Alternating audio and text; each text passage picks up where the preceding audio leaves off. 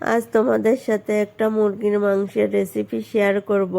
দেখো এই মুরগির মাংসের পা দুটো কত মোটা মোটা।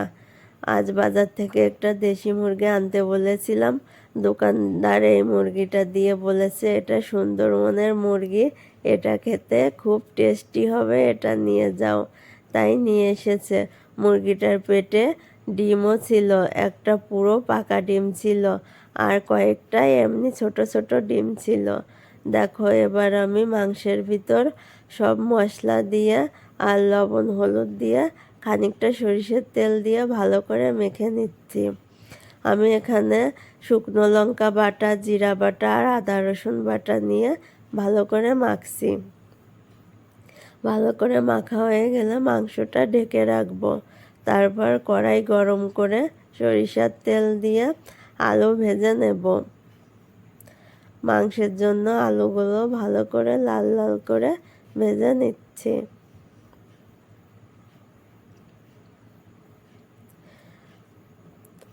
এখানে সামান্য লবণ হলুদ দিয়ে ভালো করে ভেজে নিলাম। আলুগুলো ভাজা হয়ে গেলে তুলে নিচ্ছি। এবার ফোড়নের জন্য জিরা দিয়ে দেব আর তেজপাতা দিয়ে দেব। আমি জিরাগুলো তুলে নিচ্ছি, পরে বেটে দিয়ে দেব।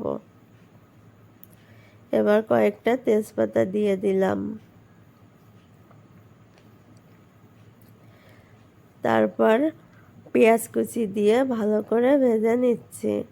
পেঁয়াজটা বাদামি কালারের হয়ে এলে বেটে রাখা মশলা দিয়ে দিচ্ছি আর একটু জল দিয়ে দেব।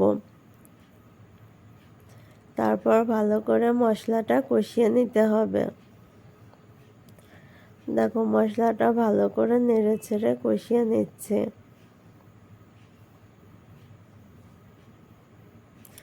একটু হলুদ আর লবণ দিয়ে মশলাটা কষিয়ে নিচ্ছে।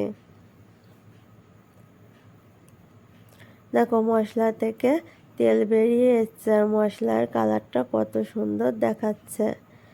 এবার ঢেকে রাখা মাংসটা দিয়ে ভালো করে নেড়ে চেড়ে মশলার সাথে কষিয়ে নিতে হবে।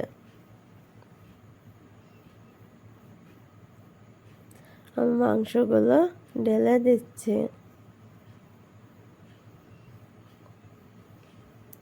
এবার ভালো করে নেড়ে চেড়ে দেব, যাতে করে মশলাগুলো মাংসের সাথে ভালোভাবে মিশে যায়। এবার ঢেকে রাখবো।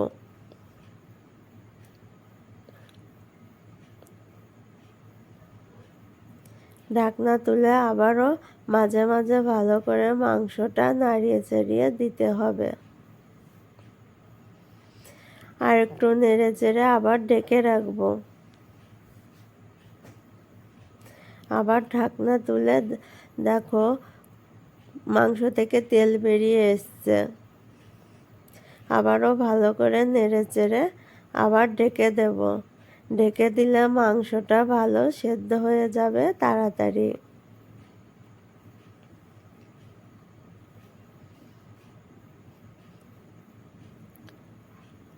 দেখো আবার ঢাকনা তুলে ভালোভাবে নেড়ে চেড়ে দিচ্ছি।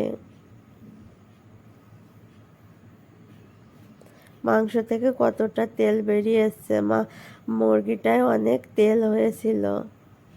এবার আমি মাংসের জন্য গরম জল করে রেখেছিলাম, সেই জলটা ঢেলে দিচ্ছি। জল দিয়ে এবার ভালো করে নেড়ে চেড়ে দেব।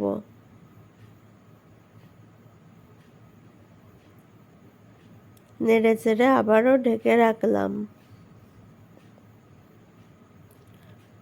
দেখো জল ফুটতে শুরু করে দিয়েছে। ঢেকে রাখলে তাড়াতাড়ি রান্নাটা হয়ে যায়।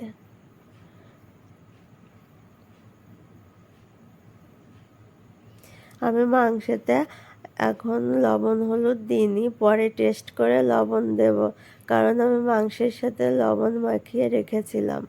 আর হলুদ মনে হচ্ছে আর দেওয়া লাগবে না। তাও যদি পরে মনে হয় দেব তাহলে তখন দিয়ে দেব। দেখো এই যে আমি ডিমটা দিয়ে দিয়েছি। দেখো ঢাকনা তুলে এবার গরম মশলা বেটে রেখেছিলাম সেইটা দিয়ে দিলাম।